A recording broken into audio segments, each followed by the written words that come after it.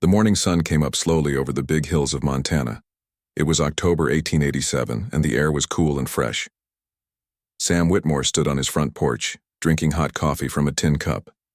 He looked out at his huge ranch that went on for miles and miles. Hundreds of cattle moved slowly across the green grass, eating their breakfast. Sam was a rich man. He owned more land than most people in the whole territory. His ranch was called the Double W Ranch, and it was famous all over Montana. People said Sam had more money than the bank in town. But Sam did not act like he was better than other people. He was kind to everyone who worked for him. He paid his ranch hands good money, and he made sure they had enough food to eat and warm places to sleep. Sam was 42 years old. He was tall and strong, with brown hair and blue eyes. His face was tan from working outside in the sun every day. Even though he was rich, Sam still worked hard on his ranch. He got up early every morning to check on his cattle. He rode his horse across the land to make sure everything was okay. Sam loved his ranch and took good care of it. The ranch had been in Sam's family for 20 years. His father had started it when Sam was just a young man. Sam learned everything about raising cattle from his father. When his father died 5 years ago, Sam became the owner of the whole ranch. He worked even harder to make it the best ranch in Montana. Sam had 30 men working for him. They were cowboys, and they helped take care of the thousands of cattle. The cowboys lived in a big house near the main ranch house. Sam treated them like family. He ate meals with them and talked to them about their problems. If a cowboy got sick, Sam paid for the doctor. If a cowboy's family needed help, Sam gave them money. The other rich people in the area did not understand Sam. They thought he was too nice to his workers. They said he should not pay them so much money. They said he should make them work harder for less pay. But Sam did not listen to them. He believed that if you treat people well, they will work hard for you. And he was right. His cowboys were the best in all of Montana. Sam's ranch house was big and comfortable, but it was not fancy like other rich people's houses. It was made of wood and stone. Inside, the furniture was simple and strong. Sam did not care about showing off his money. He cared more about being comfortable and happy. Every week, Sam rode into the town of Cedar Falls to buy supplies for his ranch. Cedar Falls was a small town with about 500 people. It had a general store, a bank, a hotel, a church, and a few other buildings. The main street was made of dirt, and it got muddy when it rained. Sam liked going to town because he could talk to the townspeople. He knew almost everyone in Cedar Falls. The store owner, Mr. Peterson, always smiled when Sam came in. The bank manager, Mr. Cooper, respected Sam because he always paid his bills on time. Even the children in town liked Sam because he sometimes gave them candy from the store. But not everyone in town was honest like Sam. There were some people who wanted to get rich quick by cheating others. These people did not like Sam because he was honest and fair. They were jealous of his success and his good reputation. The most important person in Cedar Falls was Sheriff Duncan Briggs. Sheriff Briggs was supposed to keep the peace and protect the people. But Sam had heard stories about the sheriff that worried him. Some people said Sheriff Briggs took money from rich men to ignore their crimes. Others said he arrested poor people for things they did not do. But these were just stories, and Sam hoped they were not true. On this particular morning in October, Sam decided to ride to town earlier than usual. He needed to buy some medicine for a sick cow, and he wanted to pick up his mail from the post office. Sam put on his best hat and his warm jacket. He walked to the stable where his favorite horse was waiting. The horse's name was Thunder. Thunder was a big, strong horse with black hair and white spots. Sam had raised Thunder from a baby horse, and they were best friends. Thunder always got excited when he saw Sam coming with the saddle. Sam put the saddle on Thunder and climbed up. They rode slowly away from the ranch house. The morning was beautiful and peaceful. Birds were singing in the trees. A small river ran along one side of the road, making soft sounds as the water moved over the rocks. As they rode, Sam thought about his life. He was grateful for everything he had. His ranch was doing well. His cattle were healthy. His workers were happy. He had enough money to last the rest of his life. But sometimes Sam felt lonely. He had never married, and he had no children. He spent most of his time working or talking business with other men. He wondered if he was missing something important in life. The ride to Cedar Falls took about an hour. Sam enjoyed every minute of it. He liked seeing the changing colors of the leaves on the trees. Fall was his favorite time of year. The air was cool but not cold. The sky was clear and blue. Everything looked beautiful and peaceful. When Sam got close to town, he could see smoke coming from the chimneys of the houses. People were cooking breakfast and warming their homes. Children were walking to the small schoolhouse. Men were going to work at the store, the bank, and other places. Women were hanging clothes outside to dry. Sam rode down the main street of Cedar Falls. People waved at him and called out friendly greetings. Sam waved back and smiled. He tied Thunder to a post outside the general store and went inside to buy what he needed. Mr. Peterson was behind the counter, counting money from the day before. He looked up and smiled when Sam came in. "Good morning, Sam," Mr. Peterson said. "You're here early today." "Morning, Pete," Sam replied. "I need some medicine for a sick cow. Do you have any of that powder Dr. Williams recommended?" "Sure do," Mr. Peterson said. He went to get the medicine from a shelf behind the counter. Sam looked around the store while he waited. The store had everything a person might need. There were tools, clothes, food, medicine, and many other things. It smelled like leather and coffee and spices.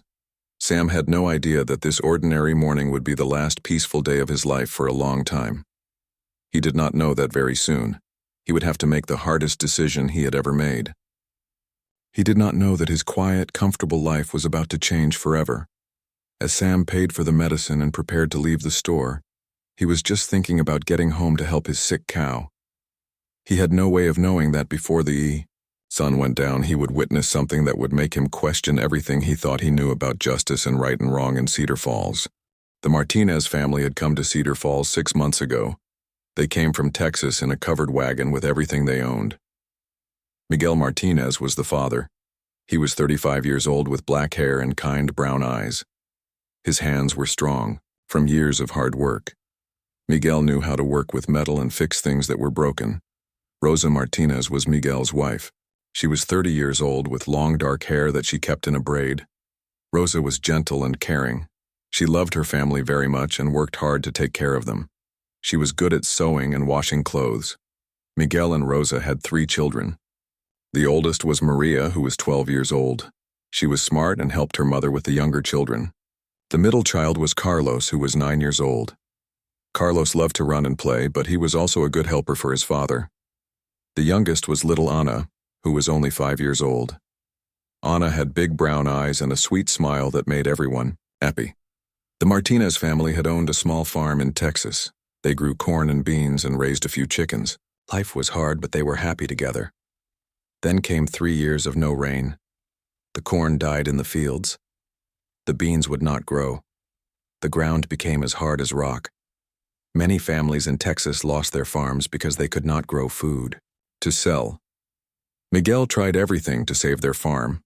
He worked extra jobs in town to earn money. Rosa sold eggs and vegetables to neighbors, but it was not enough. The bank said they had to pay the money they owed, or they would lose their farm. Miguel and Rosa talked for many nights about what to do. Finally, they decided to sell everything and move to a new place where they could start over. They had heard that Montana was a good place for families who wanted to work hard.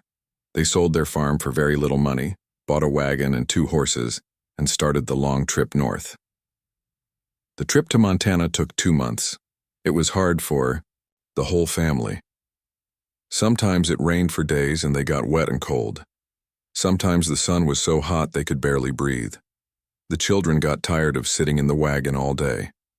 Food was hard to find, and they often went to bed hungry. But the Martinez family did not give up. They helped each other through the hard times.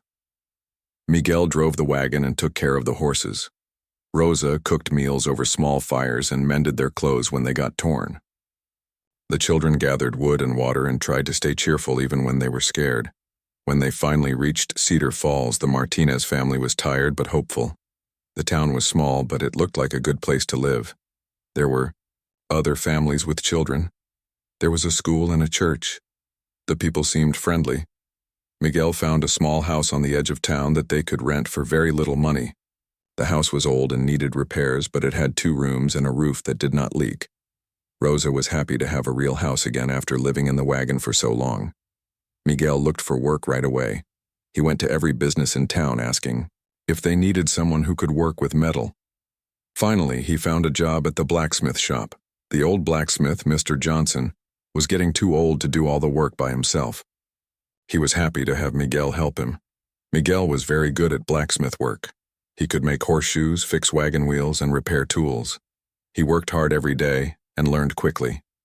Mr. Johnson was impressed with Miguel's skills and began to trust him with important jobs. Rosa found work too.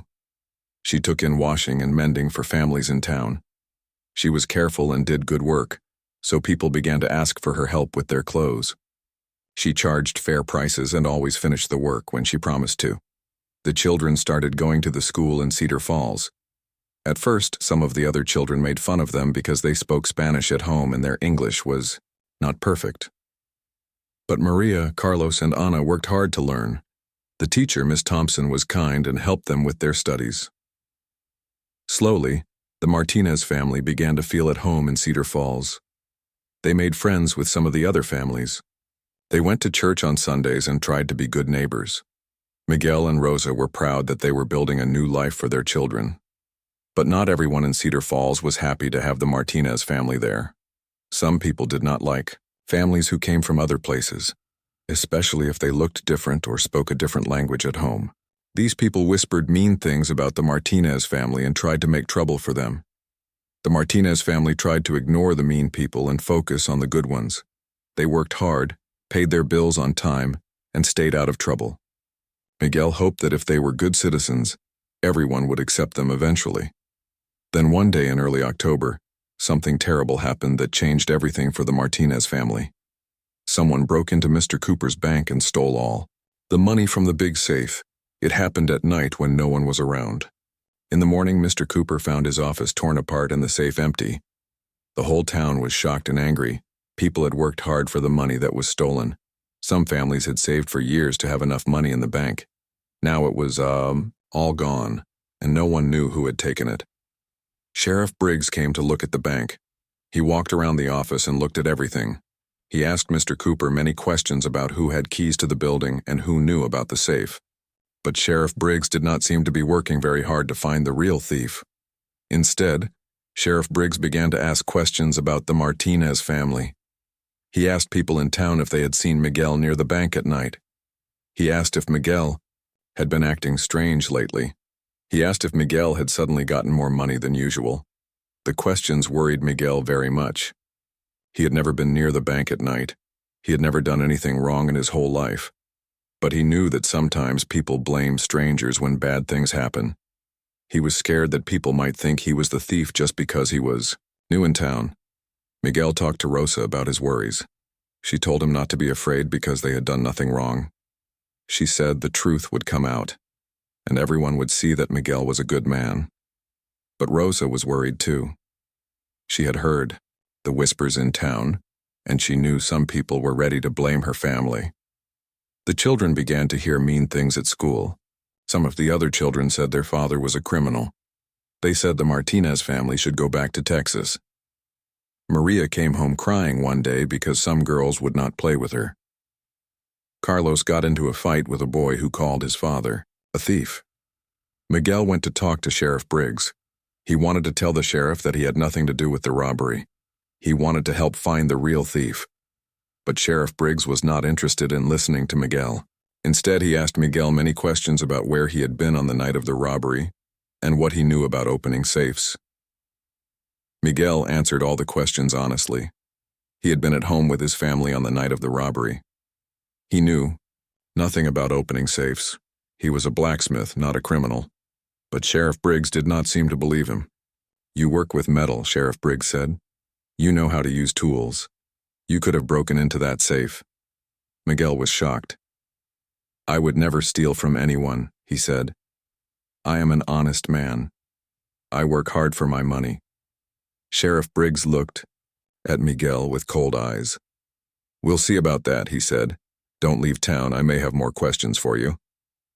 Miguel left the sheriff's office feeling scared and angry. He had come to America to build a better life for his family. He had worked hard and followed all the laws. Now people thought he was a criminal just because he was different from them. That night, Miguel and Rosa talked for a long time about what to do. They wondered if they should pack up and leave Cedar Falls. Maybe they could find another town where people would be more fair to them. But they had used all their money to get settled in Cedar Falls. They had nowhere else to go. We have to stay and fight for our good name, Miguel said. We cannot let people think we are criminals when we are not. Rosa agreed, but she was very scared. She had heard stories about what happened to innocent people when the law decided they were guilty. She prayed every night that God would protect her family and show everyone the truth. The Martinez family did not know that their troubles were just beginning. They did not know that Sheriff Briggs had already decided Miguel was guilty, even though he had no proof. They did not know that powerful people in town wanted to use this situation to get rid of the Martinez family forever. But they also did not know that someone was watching and listening, someone who had money and power and a strong sense of right and wrong, someone who would soon have to decide whether to stay safe and quiet or risk everything to help a family in trouble. Sheriff Duncan Briggs was not the honest lawman that Cedar Falls needed. He was a big man with a thick mustache and mean eyes. He had been the sheriff for 8 years, and in that time he had learned how to make money in ways that were not legal. Sheriff Briggs had grown up poor. His father was a drunk who could not keep a job. His mother worked as a cleaning woman for rich families. Duncan learned early that life was not fair. He watched rich people have everything they wanted while his family had nothing. This made him angry and bitter. When Duncan became sheriff, he saw a chance to get the money and power he had always wanted. At first, he did his job honestly. He arrested criminals and kept the peace. But then he met some of the rich men in town and they taught him a different way to live. The richest man in Cedar Falls was Mr. Harold Blackwood.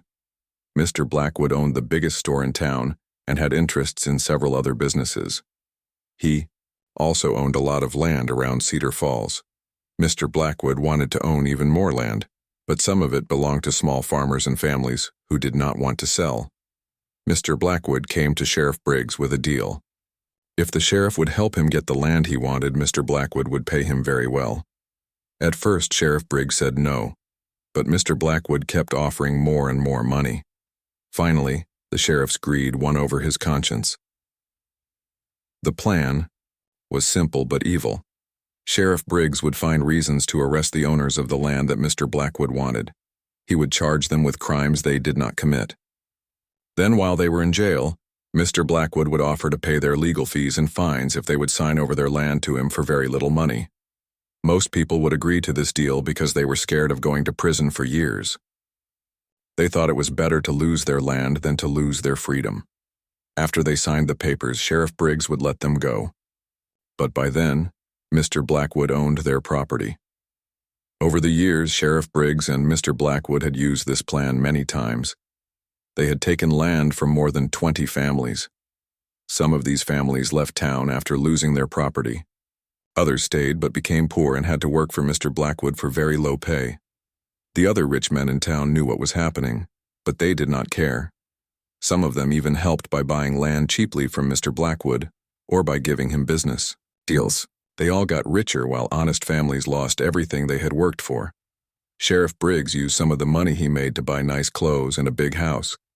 He ate at the best restaurant in town every night. He bought expensive whiskey and smoked fancy cigars. People thought he was successful, but they did not know his money came from hurting innocent families. When the bank was robbed, Sheriff Briggs saw another opportunity to make money. Mr. Blackwood had been watching the Martinez family since they came to town. He knew that Miguel was a good blacksmith, and he wanted to use Miguel's skills in his own business. But Miguel had refused to work for Mr. Blackwood because he was happy working with old Mr. Johnson. This made Mr. Blackwood angry. He did not like it when people said no to him. He decided that if Miguel would not work for him willingly, he would find a way to force him. The bank robbery gave him the perfect chance. Mr. Blackwood went to Sheriff Briggs with a new plan. They would blame Miguel for the bank robbery. Sheriff Briggs would arrest Miguel and put him in jail. Then Mr. Blackwood would offer to help the Martinez family by paying Miguel's legal fees. But in return, Miguel would have to work for Mr. Blackwood for very low pay for many years. Mr. Blackwood also wanted the small piece of land that the Martinez family was renting.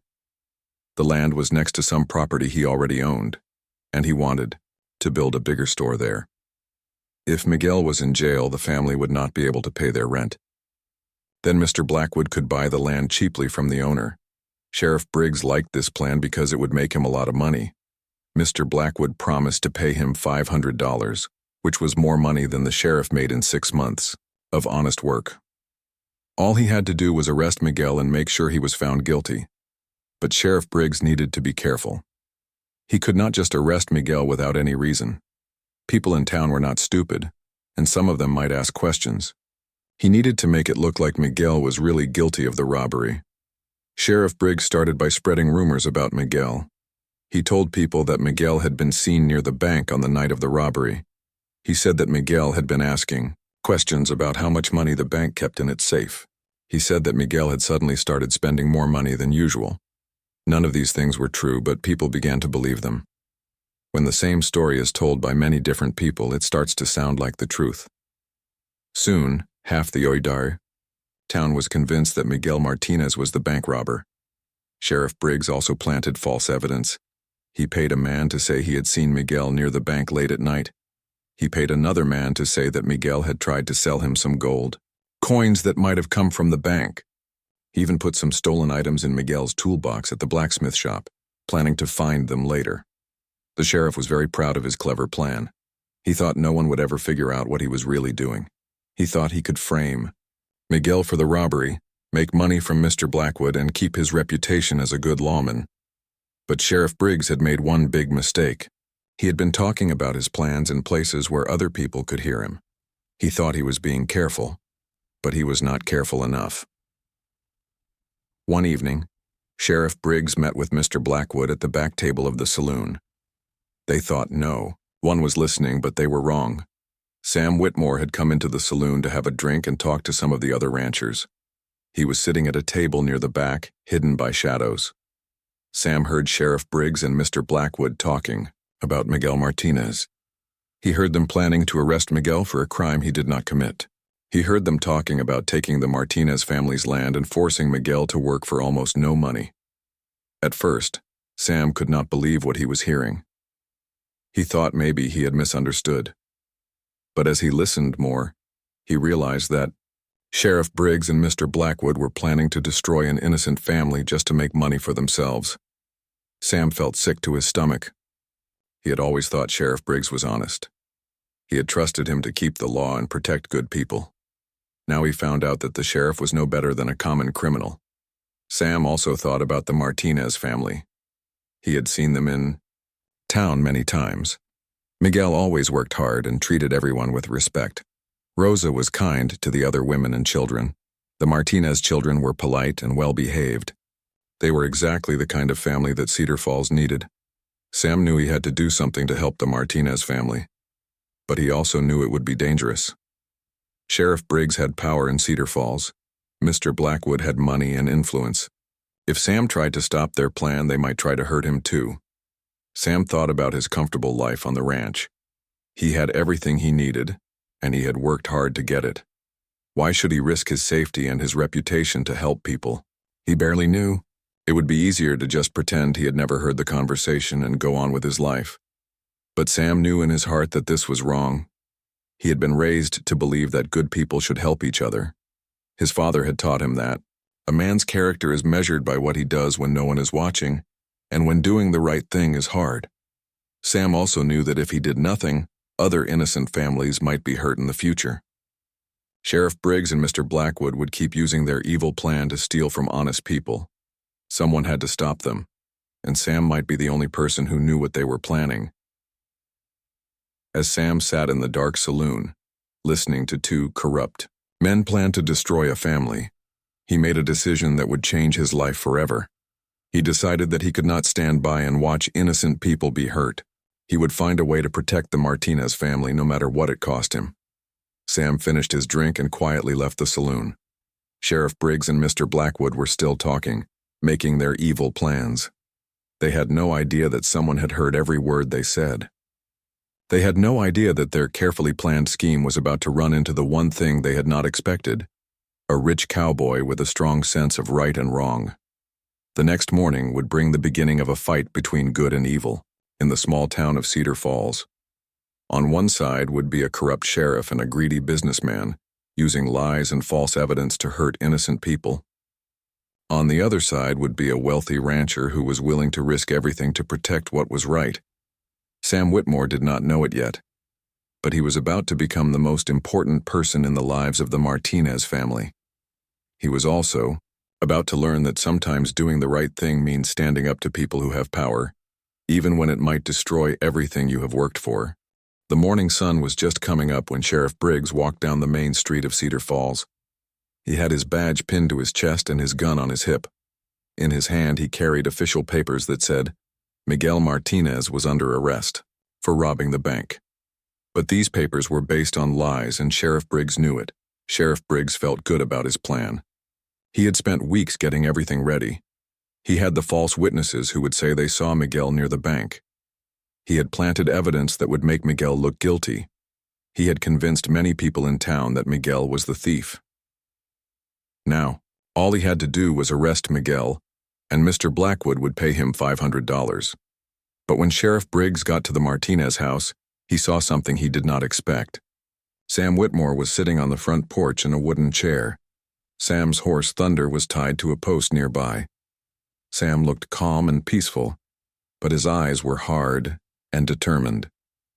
"Morning, Sheriff," Sam said in a quiet voice. "Beautiful day, isn't it?" Sheriff Briggs stopped walking. He had not expected to see Sam at the Martinez house. He wondered why the rich rancher was there so early in the morning.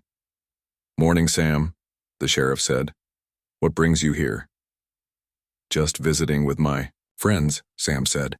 He did not get up from his chair. "Miguel and his family are good people. I like to check on them from time to time."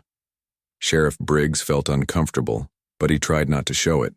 He had a job to do, and he was not going to let Sam Whitmore stop him. "Well, I'm afraid I have business with Miguel. Official business." "What kind of business?" Sam asked. His voice was still quiet, but there was something in it that made Sheriff Briggs nervous. "I have a warrant for Miguel's arrest," Sheriff Briggs said. He held up the papers. "He's wanted for the bank robbery." Sam looked at the papers, but he did not seem surprised. "Is that so? What evidence do you have that Miguel robbed the bank?" Sheriff Briggs did not like being questioned, especially by someone who was not a lawman. "I have plenty of evidence," he said. "Witnesses who saw him near the bank. Items from the robbery found in his possession. He had the skills to break into that safe." "Interesting," Sam said. He still had not gotten up from his chair. "I'd like to see this evidence before you arrest an innocent man." "Innocent?" Sheriff Briggs laughed, but it did not sound happy. "Miguel Martinez is as guilty as they come. Now step aside, Sam. This is law business." But Sam did not move. "I don't think so, Sheriff. I think you're making a big mistake." Sheriff Briggs felt his face getting red with anger. No one had ever questioned his authority like this before. People in Cedar Falls always did what he told them to do. "Sam, I'm warning you. Don't interfere with the law." "The law?" Sam said. He finally stood up from his chair. Sam was as tall as Sheriff Briggs and just as strong. "Is it the law to arrest innocent people? Is it the law to take bribes from rich men? Is it the law to help criminals steal land from honest families?" Sheriff Briggs felt his heart skip a beat. How did Sam know about his deal with Mr. Blackwood? They had been so careful to keep their plans secret. "I don't know what you're talking about," the sheriff said, but his voice shook a little. "I think you do," Sam said. "I think you know exactly what I'm talking about. And I think you know that Miguel Martinez never robbed any bank." By now, people on the street had noticed what was happening. They stopped what they were doing and began to gather around the Martinez house. Some of them were curious. Others were worried. A few were excited, hoping to see a fight. Miguel Martinez came out of his house, He looked scared but determined. "What is happening?" he asked. "Sheriff Briggs has come to arrest you for robbing the bank," Sam said. "But I told him that would be a mistake." Miguel's face went pale. He had been expecting this, but it was still scary to hear. "I did not rob the bank," he said. "I have done nothing wrong." "I know you haven't," Sam said. "And I'm not going to let Sheriff Briggs arrest you for something you didn't do." Sheriff Briggs was getting more angry and more nervous. The crowd was growing bigger, and people were listening to every word. If Sam kept talking, he might ruin everything. "Sam, you're making a big mistake. You can't interfere with a lawful arrest." "Lawful?" Sam said. His voice got louder so everyone could hear. "There's nothing lawful about arresting innocent people, to make money for yourself and your rich friends." The crowd started talking among themselves. Some people were confused. Others were beginning to understand that something bad was happening. A few people who had always suspected Sheriff Briggs of being corrupt nodded their heads. Sheriff Briggs knew he had to act fast before Sam ruined everything. "Sam Whitmore, I'm placing you under arrest for interfering with the law," he said. He reached for the handcuffs on his belt, but Sam was ready for this. "On what charges?" he asked. "For protecting an innocent family? For standing up to a corrupt sheriff? For telling the truth?" "For obstruction of justice," Sheriff Briggs said, but even as he said it, he knew it sounded weak. Sam had not actually done anything illegal. He had just refused to get out of the way. "Whose justice?" Sam asked. "Yours? Mr. Blackwood's? Or real justice for the people of Cedar Falls?" When Sam mentioned Mr. Blackwood's name, Sheriff Briggs knew his secret was out. Sam had somehow learned about their plan. The sheriff's mind raced, trying to figure out what to do. He could not arrest Miguel with Sam standing in the way, but he also could not back down in front of all these people without looking weak. "You don't know what you're doing, Sam," Sheriff Briggs said. "Miguel Martinez is a criminal. I have evidence." "Then show it," Sam said. "Right here, right now. Show everyone your evidence. Let the people of Cedar Falls see what proof you have." "Sheriff," Briggs hesitated. His evidence was all fake and he knew that Sam might be able to prove it. But he had come too far to give up now. "I don't have to show you anything," he said. "I'm the sheriff, and I'm making this arrest." "Not today, you're not," Sam said. He stepped closer to Miguel, showing that he was protecting him. The crowd was getting more excited. People were taking sides. Some supported Sheriff Briggs because he was the law. Others were beginning to believe Sam because he was respected and honest. A few people remembered other times when Sheriff Briggs had arrested people who seemed innocent. Mrs. Thompson, the school teacher, spoke up from the crowd.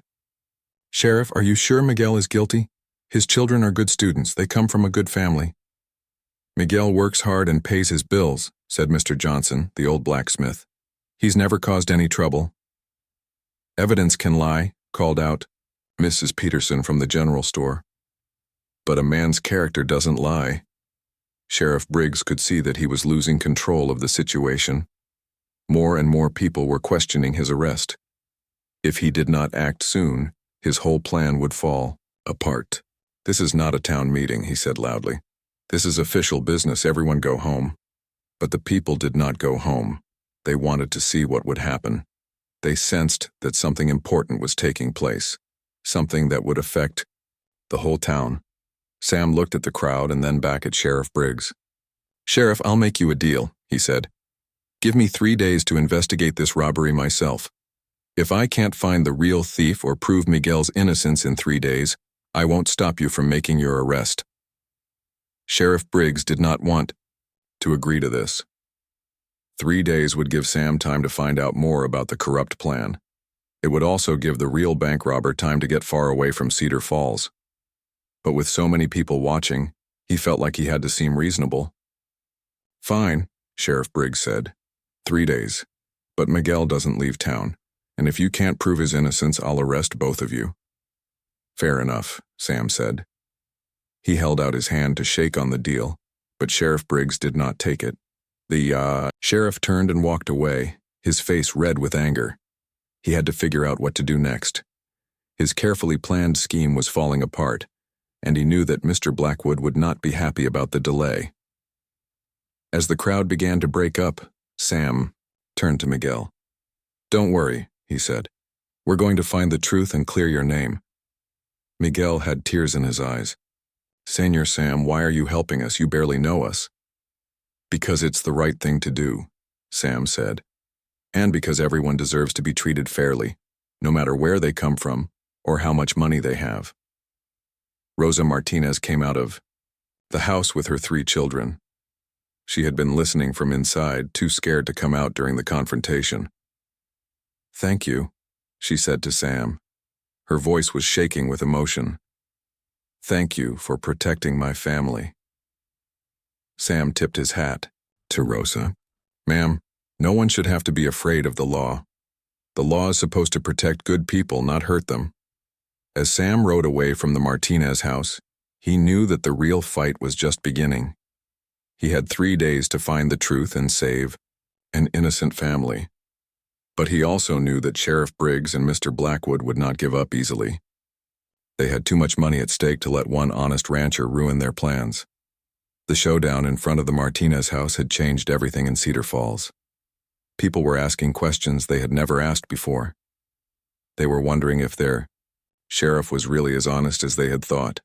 They were beginning to see that sometimes the most powerful people in town were also the most corrupt. Sam Whitmore had made a promise in front of the whole town, and now he had to keep it. Sam Whitmore rode back to his ranch with his mind full of thoughts. He had 3 days to prove Miguel Martinez was innocent, but he did not know where to start. The bank robbery had happened 3 weeks ago, and any clues might be long gone. But Sam was determined to find the truth. When Sam got home, he called his foreman, Jake Morrison, into his office. Jake was an older man who had worked for Sam's father before Sam took over the ranch. Jake was honest and smart, and Sam trusted him completely. "Jake," Sam said, "I need your help with something important, and I need to know that you'll keep it secret." Jake sat down in the chair across from Sam's desk. "You know you can trust me, boss. What's going on?" Sam told Jake everything he had heard in the saloon. He explained about Sheriff Briggs and Mr. Blackwood's plan to frame Miguel Martinez. He told Jake about the confrontation at the Martinez house and the promise he had made to find the truth in 3 days. Jake listened carefully and shook his head in disgust. "I always suspected Briggs was crooked, but I never thought it was this bad. What do you need me to do?" "I need you to help me investigate," Sam said. "We need to find out who really robbed that bank, and we need to gather evidence about all the other families that Briggs and Blackwood have cheated over the years." Jake nodded. "Where do we start?" "First, I want to talk to Miguel and get his side of the story. Then I want to examine the bank and see if there are any clues the sheriff missed or ignored. After that, we need to find people who might have seen the real robber." Sam and Jake rode back to town together. They went to the Martinez house and found Miguel working in his small garden behind the house. Miguel looked worried and tired, but he was grateful to see Sam. "Miguel," Sam said, "I need you to tell me everything you remember about the night the bank was robbed. Even small details might be important." Miguel thought carefully before he spoke. "That night I was home with my family. We had dinner together, and then Rosa and I helped the children with their schoolwork. After the children went to bed, Rosa and I sat on the porch and talked. We were in bed before 9 o'clock. "Did anyone see you at home?" Jake asked. "Our neighbor, Mrs. Wilson, came over to borrow some sugar around 8 o'clock, Miguel said. "She saw me and Rosa on the porch, and Mr. Johnson, the blacksmith, walked by around 7:30 and waved to us." Sam wrote down these names. "Good. These people can prove you were home when the robbery happened. What else can you tell us?" Miguel frowned, trying to remember. "There is one thing. The next morning when I went to work, some of my tools were not where I had left them. Someone had moved them during the night." "What kind of tools?" Sam asked. "Heavy tools for breaking metal. A big hammer and some iron bars. The kind of tools that could break open a safe." Sam and Jake looked at each other. This was important. Someone had used Miguel's tools and then put them back to make it look like Miguel had used them for the robbery. "Who has access to your tools?" Jake asked. "Anyone, I suppose," Miguel said. "The blacksmith shop is not locked at night."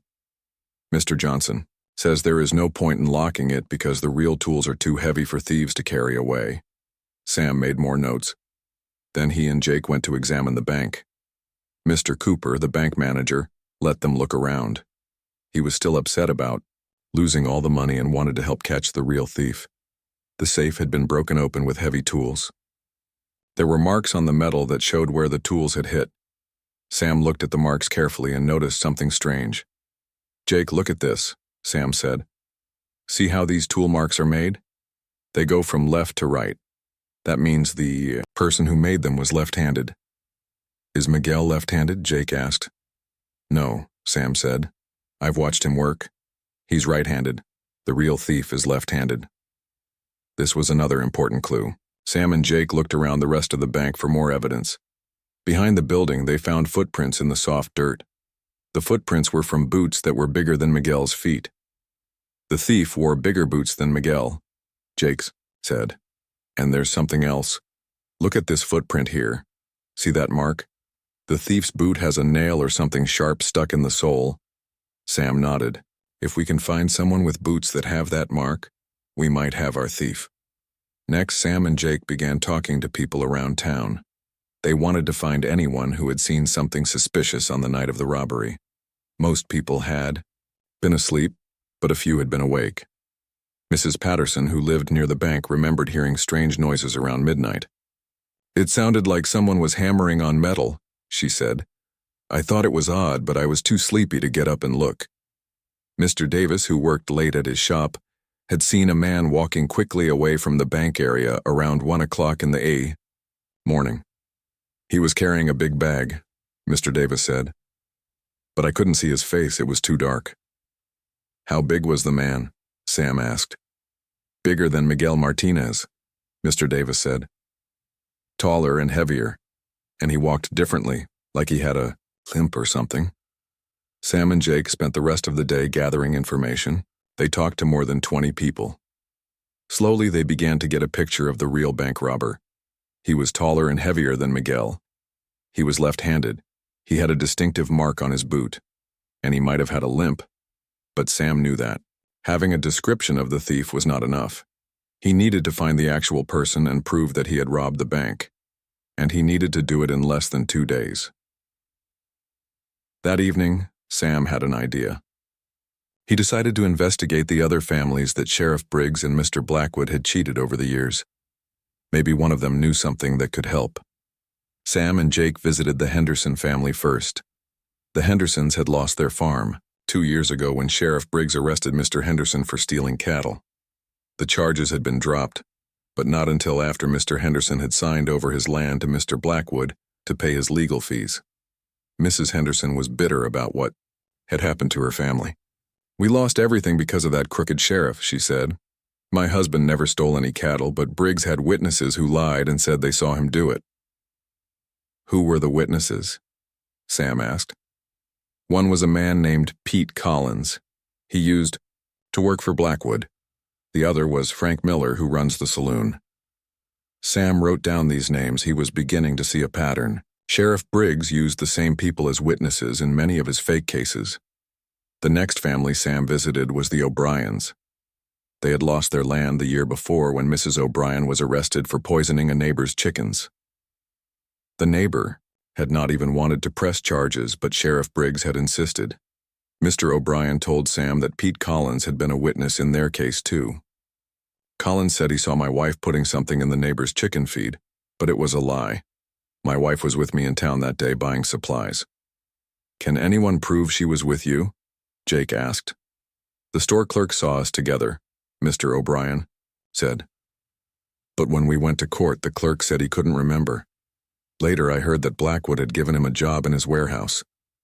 Sam was getting angry as he heard more stories of Sheriff Briggs' corruption, but he was also getting the evidence he needed to expose the sheriff and Mr. Blackwood. Late that evening, Sam and Jake went to the saloon to observe Pete Collins and Frank Miller. They sat in a dark corner and watched the two men drink and talk loudly with their friends. Pete Collins was a big, heavy man with dirty clothes and a mean face. As Sam watched him, he noticed something interesting. Pete Collins was left-handed. He held his drink in his left hand and used his left hand to gesture. When he talked, "Jake," Sam whispered, "look at Collins. He's left-handed." Jake watched for a while and nodded. "You're right. And look at his size. He's bigger than Miguel, just like the witness described." When Pete Collins got up to leave the saloon, Sam and Jake followed him outside. In the light, from the street lamp, Sam could see Pete's boots clearly. One of them had a nail or screw sticking out of the sole, just like the footprint they had found behind the bank. "That's our man," Sam said quietly. Pete Collins robbed the bank, but knowing who the thief was and proving it were two different things. Sam needed more evidence. He needed to find the stolen money or something else that would connect Pete Collins to the robbery. Sam and Jake followed Pete Collins to a small cabin on the edge of town. The cabin was dark and looked empty. After Pete went inside, Sam and Jake crept closer to listen. Through an open window, they could hear Pete talking to someone inside the cabin. Sam recognized the other voice. It was Frank Miller from the saloon. "When are we going to split up that bank money?" Frank was saying. "Soon," Pete replied. "But we have to be careful. That rich cowboy Whitmore is asking too many questions. If he gets too close to the truth, we might have to do something about him." "What about Miguel Martinez?" Frank asked. "Briggs was supposed to arrest him today." "Whitmore stopped it," Pete said. "But don't worry, Briggs will find a way to frame the Mexican, and if he doesn't, we'll plant more evidence." Sam had heard enough. Now he had proof that Pete Collins and Frank Miller had robbed the bank. He also had proof that they were working with Sheriff Briggs to frame Miguel Martinez. But Sam knew he had to be careful. Pete Collins and Frank Miller were dangerous men, and they had just threatened to hurt him if he got too close to the truth. Sheriff Briggs was furious. His carefully planned scheme was falling apart, and it was all because of Sam Whitmore. The sheriff had spent the night drinking whiskey and planning his revenge. He could not let Sam expose his crimes, and he could not let Miguel Martinez go free. Too much money was at stake. Early the next morning, Sheriff Briggs met with Mr. Blackwood at his store. Mr. Blackwood was even angrier than the sheriff. He had paid good money for this plan, and he expected results. "You promised me that Martinez would be in jail by now," Mr. Blackwood said. His face was red and his voice was full of anger. "Instead, he's walking around free, and that interfering cowboy's asking questions all over town." I know, Sheriff Briggs said, "but I have a new plan. We're going to get rid of both problems at the same time." Mr. Blackwood listened as Sheriff Briggs explained his new idea. It was more dangerous than their original plan, but Mr. Blackwood was desperate. He had already told his business partners that he would own the Martinez land by the end of the week. If he failed now, he would lose money and respect. "Do whatever you have to do," Mr. Blackwood said. "Just make sure it works this time." Sheriff Briggs left the store and went to find Pete Collins and Frank Miller. He found them at Pete's cabin, counting the money they had stolen from the bank. The sheriff was annoyed to see them being so careless with the evidence, but he needed their help for his new plan. "Boys," Sheriff Briggs said, "we have a problem. Sam Whitmore is getting too close to the truth. We need to stop him before he ruins everything." Pete Collins looked up from the pile of money. "What do you want us to do?" "Tonight you're going to break into Miguel Martinez's house," the sheriff said. "You're going to plant some of this stolen money there. Then you're going to make it look like Sam Whitmore was helping Martinez hide the money." Frank Miller frowned. "How are we going to do that?" Sheriff Briggs smiled coldly. "You're going to leave some of Sam's things at the Martinez house. A glove, maybe, or something with his name on it. Then tomorrow morning I'll get an anonymous tip about where to find the stolen money. When I search the house, I'll find the money and evidence that Sam was involved." Pete Collins liked this plan. He had never liked rich people like Sam Whitmore, and he would enjoy seeing Sam get in trouble. "What happens after you arrest them?" "Sam and Miguel will both go to prison," Sheriff Briggs said. "The Martinez family will lose their land, and Mr. Blackwood will get what he wants, and we'll all get paid very well for our work." But what Sheriff Briggs did not know was that Sam Whitmore was already watching Pete's cabin. Sam and Jake had returned early that morning, hoping to gather more evidence against the bank robbers. They were hidden in the trees near the cabin, and they heard every word of the sheriff's new plan. Sam was shocked to learn how far Sheriff Briggs was willing to go to protect his crimes. The sheriff was not just corrupt, he was dangerous. He was willing to frame innocent people and send them to prison just to make money. "We have to warn Miguel," Jake whispered. "Yes," Sam said. "But we also have to be smart about this. If we just tell Miguel what we heard, Sheriff Briggs will say we're lying. We need to catch them in the act of planting the evidence." Sam and Jake rode quickly back to town. They found Miguel at the blacksmith shop and told him about the plan to break into his house that night. Miguel was frightened, but he was also angry. "They will not stop until they destroy my family," he said. "What can we do?" "We're going to set a trap," Sam said. "Tonight, when they come to your house, we'll be waiting for them. We'll catch them planting the stolen money, and then we'll have proof of their crimes." Sam explained his plan to Miguel and Jake. It was risky, but it was their best chance to expose Sheriff Briggs and save the Martinez family. That evening, Miguel sent his wife and children to stay with friends in town. He told them he had to work late at the blacksmith shop, but really he was preparing for the night's events. Miguel was scared, but he trusted Sam to protect him and his family. Sam and Jake hid inside the Martinez house with Miguel. They turned off all the lights and waited in the dark. Sam had his rifle ready and Jake had his pistol. They hoped they would not have to use their weapons, but they were prepared to defend themselves if necessary. Around midnight, they heard footsteps outside the house. Through the window, Sam could see 3 dark figures approaching. One of them was carrying a bag, which Sam knew must contain the stolen bank money. The 3 men crept up to the house and tried the front door. When they found it locked, Pete Collins used a knife to force the lock open. The men entered the house quietly, thinking everyone was asleep. Sam waited until all 3 men were inside the house. Then he lit a lamp and pointed his rifle at them. "Don't move," he said in a loud, clear voice. "You're all under arrest for burglary and bank robbery."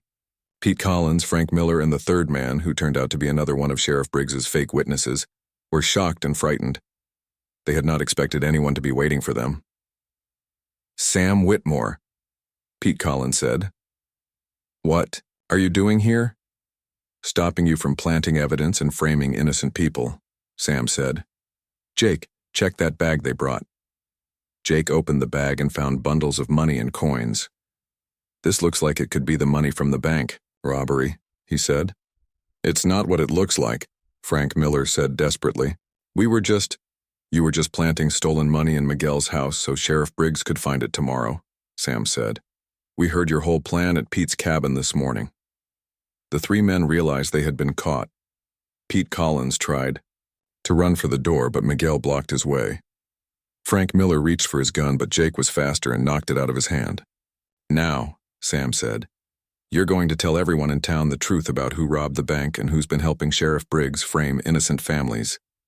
But before the men could answer, they heard more footsteps outside. Sheriff Briggs had come to check on his men, and he was not alone. He had brought several other men with him, rough characters from the saloon who did whatever he paid them to do. "Whitmore," Sheriff Briggs called from outside.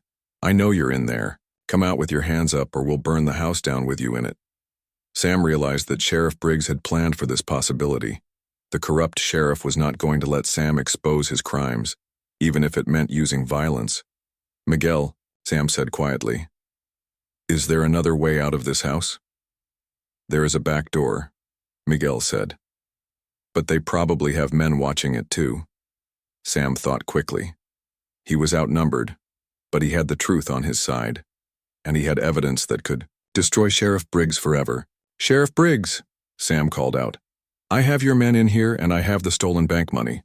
I also have proof that you've been taking bribes and framing innocent people. Give up now, and maybe you won't spend the rest of your life in prison." "The only one going to prison is you," Sheriff Briggs replied. "You're trespassing on private property and interfering with the law. My men are going to come in and arrest you." "Your men are bank robbers and criminals," Sam said, "and so are you." Sam knew that Sheriff Briggs would not listen to reason. The sheriff had committed too many crimes to back down now.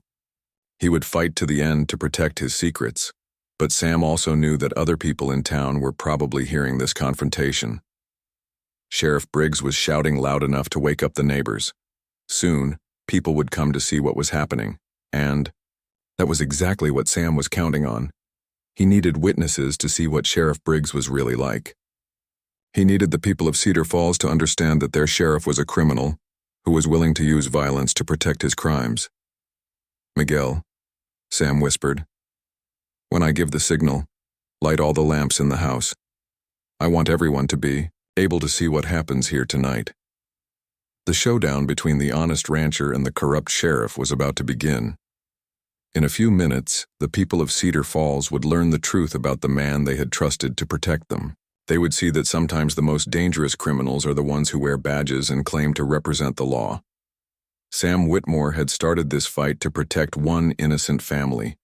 Now he was fighting for the soul of an entire town, and he was not going to give up no matter what it cost him. The shouting and commotion at the Martinez house had woken up half the town. People came out of their houses in their nightclothes, carrying lanterns and candles.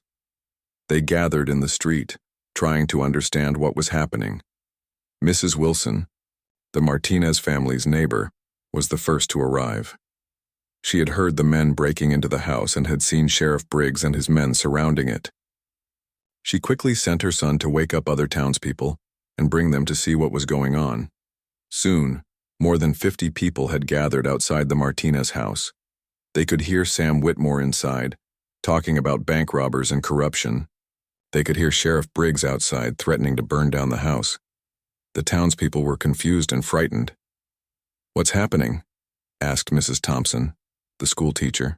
"I think Sam Whitmore caught someone breaking into Miguel's house," said Mr. Johnson, the old blacksmith. "But why is Sheriff Briggs threatening Sam?" asked Dr. Williams, the town doctor. No one had answers, but everyone could see that something very serious was happening. Inside the house, Sam made his decision. He whispered to Miguel, "Light the lamps, all of them. I want everyone to see what happens next." Miguel quickly lit every lamp and candle in the house. The windows glowed with bright light, and everyone outside could see inside clearly. "Now listen, carefully," Sam said to Pete Collins, Frank Miller, and the third man. "You're going to tell everyone the truth, or you're going to jail for a very long time." Pete Collins looked scared. He could see all the townspeople outside, and he knew his life was about to change forever. "What do you want me to say?" "The truth," Sam said. "Who robbed the bank?" Pete Collins looked at his partners and then back at Sam. He knew he was caught, and he knew that telling the truth was his only chance to avoid the worst punishment. "I did it," Pete Collins said loudly, so everyone outside could hear. "I robbed the bank 3 weeks ago. Frank Miller helped me, and we split the money." The crowd outside began talking excitedly. They had not expected to hear a confession of the bank robbery. "Who told you to plant this money in Miguel's house tonight?" Sam asked.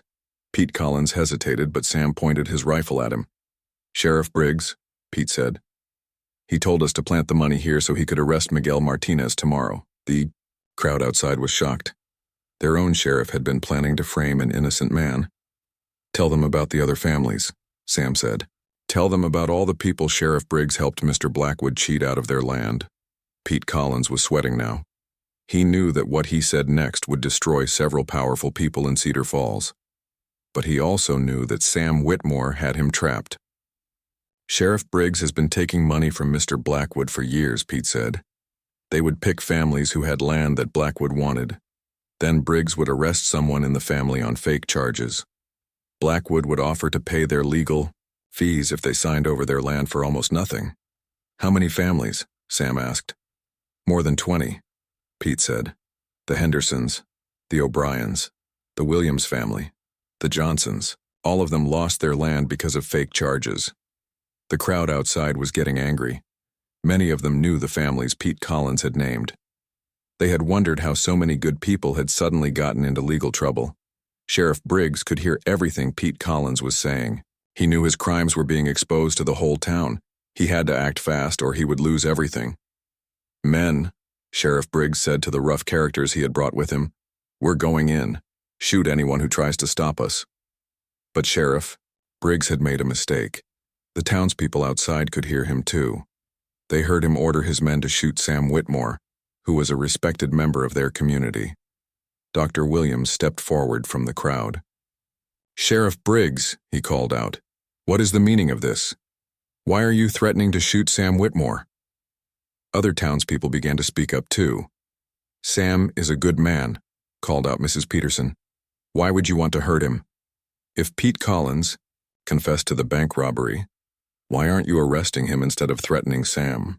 asked Mr. Cooper, the bank manager. Sheriff Briggs realized that his position was becoming impossible. The whole town was watching, and they were beginning to understand what was really happening. But he had gone too far to back down now. "Sam Whitmore is a criminal," Sheriff Briggs said. "He's been helping Miguel Martinez hide the stolen bank money. I'm going to arrest both of them." "That's a lie," called out Jake Morrison from inside the house. "We caught these men trying to plant the money here." Sam was protecting Miguel from being framed. The crowd was beginning to take sides. Most of the townspeople trusted Sam Whitmore more than Sheriff Briggs. They had seen Sam's character over the years, and they were beginning to doubt their sheriff. But Sheriff Briggs still had his badge and his authority, and he had men with guns who were loyal to him because he paid them well. "Everyone get back," Sheriff Briggs ordered. "This is police business." "No," said Dr. Williams firmly. "This is our business. This is our town, and these are our neighbors. We have a right to know what's happening." More people began to speak up. They demanded answers. They wanted to know if their sheriff had really been corrupt. They wanted to know if innocent families had been cheated out of their land. Inside the house, Sam realized that this was his chance to expose all of Sheriff Briggs' crimes. He had witnesses, he had confessions, and he had the whole town watching. "Pete Collins," Sam said loudly, "tell everyone about the night you robbed the bank. Tell them exactly how you did it." Pete Collins, knowing he was already caught, decided to tell the whole truth. "I used Miguel's tools from the blacksmith shop," he said. "I took them during the night and used them to break open the safe. Then I put them back so it would look like Miguel had used them." "Why did you pick Miguel?" Sam asked. "Sheriff Briggs told me to," Pete said. "He said Blackwood wanted Miguel's family to lose their land, so we should make it look like Miguel was the thief." The confession was clear and complete. Everyone outside could hear every word. There was no doubt now about who had really robbed the bank or who had planned to frame Miguel Martinez. But Sheriff Briggs was not finished. He was desperate and dangerous, and he knew his only chance was to use force. "That's enough, Sheriff," Briggs shouted. "I'm coming in there and I'm arresting all of you." Sheriff Briggs and his men started toward the house, but the townspeople moved to block their way. "No," said Dr. Williams. "We won't let you hurt innocent people." "Sam Whitmore is a good man," said Mrs. Thompson. "He's trying to protect Miguel's family from being cheated." "If anyone should be arrested, it's you," said Mr. Johnson to Sheriff Briggs. "We heard what Pete Collins said. You're the criminal here." Sheriff Briggs found himself facing an angry crowd of townspeople who no longer trusted him. His authority was gone. His crimes had been exposed. His career as sheriff was over. But Sheriff Briggs was not the kind of man who gave up easily. He pulled out his gun and pointed it at the crowd. "Get out of my way," he said, "or someone is going to get hurt." The townspeople were scared, but they did not move. They had finally learned the truth about their corrupt sheriff, and they were not going to let him continue hurting innocent people. At that moment, Sam Whitmore opened the front door of the Martinez house. He stepped outside with his rifle in his hands, but he did not point it at anyone. "Sheriff Briggs," Sam said calmly, "it's over. Everyone knows the truth now. Put down your gun and surrender." Sheriff Briggs looked at Sam, then at the crowd of angry townspeople, then at Pete Collins and Frank Miller in the doorway behind Sam. He realized that he had lost. His crimes were exposed, his authority was gone, and his plans were ruined. But Sheriff Briggs was too proud and too desperate to surrender. Instead of putting down his gun, he raised it higher and aimed it directly at Sam Whitmore. "If I'm going down," Sheriff Briggs said, "I'm taking you with me." The crowd gasped in horror. Women screamed and children cried. Everyone could see that. Sheriff Briggs was about to commit murder in front of the entire town. But before Sheriff Briggs could pull the trigger, something unexpected happened. One of his own men, a young deputy named Tom Bradley, stepped forward and knocked the gun out of the sheriff's hand. "No, Sheriff," Tom Bradley said. "I won't be part of murder. I became a lawman to protect people, not to hurt them." Sheriff Briggs was shocked. He had never expected one of his own men to turn against him. But Tom Bradley had heard the confessions and seen the evidence. He knew right from wrong, and he could not be part of Sheriff Briggs' crimes anymore. The other rough men that Sheriff Briggs had brought with him suddenly did not seem so eager to fight. Without their leader's gun, and facing an angry crowd of townspeople, they began to back away. Sheriff Briggs looked around and realized he was completely alone. His schemes had failed, his crimes were exposed, and even his own men had abandoned him. "This isn't over," Sheriff Briggs said bitterly. "You can't prove anything." "We already have," Sam said. "We have confessions, we have witnesses, and we have evidence. Your criminal career is finished." At that moment, they heard the sound of horses riding hard toward town. Someone had sent word to the territorial authorities in Helena, and help was arriving. Real lawmen were coming to restore order and justice to Cedar Falls. Sheriff Duncan Briggs' reign of corruption was about to end. The horses they heard belonged to U.S. Marshal William Harrison and 2 deputy marshals from Helena. Dr. Williams had sent his son on the fastest horse in town to bring help when he realized how serious the situation had become. The boy had ridden all night to reach the territorial capital and bring back real lawmen. Marshal Harrison was a tall, serious man with gray hair and steel blue eyes. He had been a lawman for 20 years and had seen many corrupt sheriffs in his time, but the situation in Cedar Falls was one of the worst he had ever encountered. "What's going on here?" Marshal Harrison asked as he climbed down from his horse. He could see the crowd of townspeople, the broken door of the Martinez house, and Sheriff Briggs standing alone without his gun. Dr. Williams stepped forward to explain. "Marshal Harrison, we've discovered that our sheriff has been corrupt for years. He's been taking bribes to arrest innocent people and help a businessman steal their land." Sam Whitmore came out of the Martinez house, still carrying the bag of stolen bank money. "Marshal, I'm Sam Whitmore. I caught these men trying to plant this stolen money in Miguel Martinez's house. Pete Collins has confessed to robbing the bank, and he says Sheriff Briggs ordered him to frame Miguel." Marshal Harrison looked at the evidence and listened to the witnesses. He had Pete Collins, Frank Miller, and the third man brought forward. Under questioning from a real lawman, all 3 men quickly confessed to their crimes and confirmed Sheriff Briggs's involvement. "Sheriff Briggs," Marshal Harrison said, "you are under arrest for corruption, conspiracy, and abuse of your office." He turned to his deputies. "Put him in handcuffs." Sheriff Briggs tried to protest, but no one listened to him anymore. The townspeople watched in satisfaction as their corrupt sheriff was arrested by real lawmen who could not be bought or threatened. Marshal Harrison then turned his attention to Mr. Blackwood. Sam had told him about the businessman's role in the corruption scheme. The marshal sent one of his deputies to arrest Mr. Blackwood at his store. When Mr. Blackwood was brought to face the crowd, he tried to deny everything, but Pete Collins and Frank Miller both testified that he had paid them to commit crimes and help frame innocent families. The evidence against him was overwhelming. "Harold Blackwood," Marshal Harrison said, "you are under arrest for bribery, conspiracy, and fraud." The townspeople cheered as both corrupt men were arrested. Justice was finally coming to Cedar Falls, but Marshal Harrison was not finished. He spent the next 3 days investigating all of Sheriff Briggs's cases from the past 8 years. Sam helped by providing the names of families who had been cheated out of their land. One by one, the marshal interviewed the victims of Sheriff Briggs's corruption. The Henderson family told their story. The O'Brien family explained how they had been cheated. More than 20 families came forward with evidence of false arrests and stolen land. Marshal Harrison also found records hidden in Sheriff Briggs's office that proved the corruption. There were lists of payments from Mr. Blackwood, notes about which families to target, and evidence of other crimes. Young Deputy Tom Bradley, who had knocked the gun from Sheriff Briggs's hand, was appointed as the temporary sheriff while the territorial government looked for a permanent replacement. Tom was honest and had shown courage when it mattered most. The townspeople trusted him to do the job right. The stolen bank money was returned to Mr. Cooper and the bank reopened for business. People who had lost their savings were relieved to get their money back. But the most important justice was for the families who had lost their land.